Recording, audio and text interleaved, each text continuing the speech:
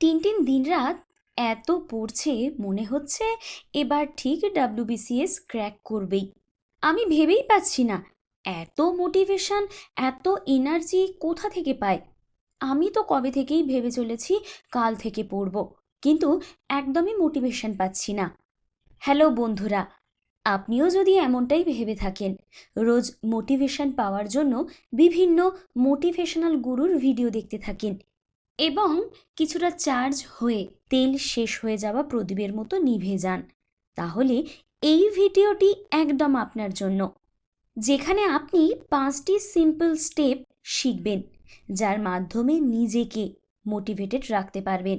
3 number পয়েন্টটা আমার personally সবথেকে বেশি হেল্পফুল বলে মনে হয়েছে। ভিডিওটি সকল প্রকার ব্যক্তি, অর্থাৎ স্টুডেন্ট, বিজনেসম্যান, স্পোর্টসম্যান এবং ওই সমস্ত ব্যক্তি যারা অ্যাকচুয়ালি জীবনে কিছু করতে চায়, সফল হতে চায়, তাদের জন্য বিশেষ ভিডিও হতে চলেছে।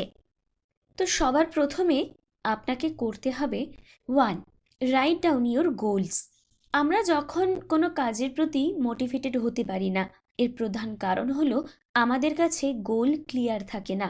আপনি আপনার জীবনকে পর্যবেক্ষণ করলে দেখতে পাবেন এমন কিছু কাজ আপনি ফুল জোশের সাথে করতে পেরেছেন, কারণ সেক্ষেত্রে আপনার কাছে আপনার গোল একদম স্পষ্ট ছিল। উদাহরণ হিসাবে বলা যেতে পারে, বেশিরভাগ স্টুডেন্ট যখন নতুন ক্লাসে ওঠে তারা সেইভাবে পড়াশোনা করে না, কিন্তু পরীক্ষার কাছাকাছি এসে তারা আগের তুলনায় অনেক বেশি পড়াশোনা করতে থাকে। এর কারণ হলো, যখন তারা নতুন ক্লাসে ওঠে হয়তো তাদের কাছে ক্লিয়ার থাকে যে তাদেরকে পাশ করতে হবে, কিন্তু ফেল করলে বা কম নাম্বার পেলে যে এফেক্টগুলো তাদের ওপর পড়বে বা যে সমস্ত প্রবলেমগুলির সম্মুখীন হতে হবে তাদের কাছে স্পষ্ট থাকে না, এবং তারা যত পরীক্ষার কাছাকাছি চলে আসে তাদের কাছে এগুলি স্পষ্ট হতে থাকে, তাই তারা বেশি পরিমাণে পড়াশোনা করতে থাকে। আপনার কাছে আপনার গোল ক্লিয়ার করার প্রধান মাধ্যম হলো আপনার গোলগুলি, বা আপনি যেটি অ্যাচিভ করতে চান সেটি খাতায় লিখুন। এরপর একটা ছোট্ট প্ল্যান তৈরি করুন, আপনার মেন গোলকে ভেঙে ছোট ছোট গোল বানানোর, যেগুলি আপনার দ্বারা ম্যানেজেবল হতে হবে, এবং প্রত্যেকটি গোলের ডেডলাইন সেট করুন। এটা খুবই ইম্পর্টেন্ট, প্রত্যেকটি গোলের ডেডলাইন সেট করা, কারণ ডেডলাইন আপনাকে অ্যাকশান নিতে বাধ্য করাবে। এইভাবে আপনার গোল লেখা এবং প্ল্যান বানানোর ফলে আপনার গোল এবং আপনার সাবকনশাস মাইন্ডের একটা কানেকশান তৈরি হবে, যার ফলে আপনার কাছে আপনার গোল ক্লিয়ার হতে থাকবে এবং সাথে সাথে আপনি মোটিভেটেড হতে থাকবেন। 2. Find your why. আপনি যে গোল সেট করেছেন তার পিছনে যে অ্যাকচুয়াল রিজন, সেটা হলো আপনার ওয়াই। এই ওয়াই আপনাকে অনেক বেশি সময় মোটিভেট রাখতে পারে। বলা যেতে পারে আপনার ওয়াই পাওয়ার আপনার মোটিভেশন লংজিভিটি সেট করে। আপনার ওয়াই পাওয়ার যত বেশি স্ট্রং হবে, আপনি তত বেশি আপনার কাজে ফোকাস থাকতে পারবেন। ধরুন আপনি জিমে যাচ্ছেন, যেখানে আপনার গোল হলো প্রত্যেক দিন 1 ঘন্টা করে এক্সারসাইজ করবেন। সেক্ষেত্রে আপনি এক্সারসাইজ তো শুরু করবেন, তবে বেশি দিন কন্টিনিউ করতে পারবেন না। এখন যদি আপনার ডেইলি জিমে যাওয়ার পেছনে এই রিজনটা থাকে যে আপনি আপনার ওয়েট লস করতে চান, একটি স্লিম ফিগার মেনটেন করতে চান এবং হেলদি হ্যাপিয়ার লাইফ লিড করতে চান, সেক্ষেত্রে আপনার এই ওয়াই পাওয়ার আপনাকে ডেইলি পুশ করবে, আপনি কন্টিনিউ অনেক দিন এক্সারসাইজ করতে পারবেন। 3. Don't wait for motivation.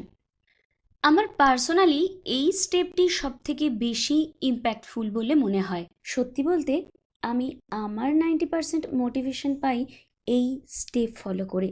আমরা বেশিরভাগ সময় যেটা করি, মোটিভেশনের জন্য ওয়েট করতে থাকি, কোনো অ্যাকশান নেওয়ার জন্য মোটিভেশন তো পাই না।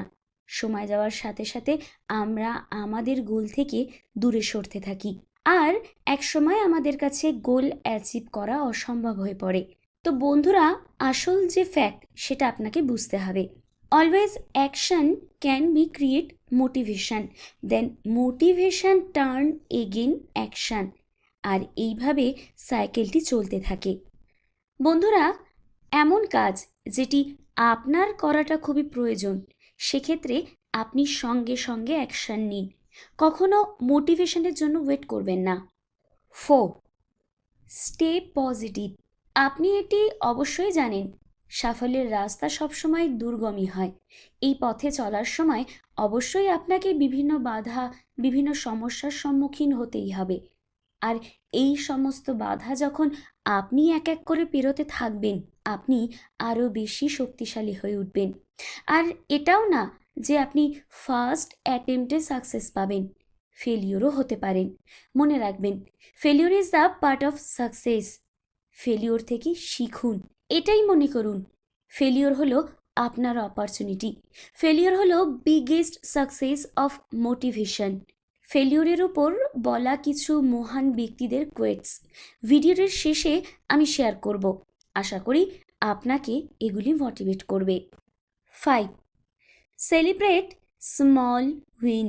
যখন আমরা কোনো কাজ থেকে রিওয়ার্ড পাই বা খুশি অনুভব করি, তখন আমাদের ব্রেন থেকে ডোপামাইন নামে এক হরমোন নিঃসৃত হয়। আর এই হরমোনটির মেন ফাংশন হলো পুনরায় ওই কাজটি করার জন্য আমাদের ব্রেনকে সিগন্যাল পাঠানো। অর্থাৎ বলা যেতে পারে আমাদের মোটিভেশন পেতে ডোপামাইন বিশেষ ভূমিকা পালন করে। এই অনুসারে আমরা যদি আমাদের ছোট ছোট অ্যাচিভমেন্টগুলি সেলিব্রেট করি, তাহলে আমরা মোটিভেট হতে পারি। আমাদের মধ্যে একটা মোমেন্টাম তৈরি হবে, যেটি আমাদেরকে মেন গোলের প্রতি যেতে সাহায্য করবে। তো এই ছিল 5টি সিম্পল স্টেপ। আশা করি আপনি একটু হলেও উপকৃত হবেন। আর এখনও যদি আমাদের চ্যানেলটি সাবস্ক্রাইব না করে থাকেন, তাহলে অবশ্যই সাবস্ক্রাইব করুন, যার মাধ্যমে আমি একটা রিওয়ার্ড পাবো এই ভিডিওটি বানানোর জন্য এবং মোটিভেটেড হব আপনার দ্বারা।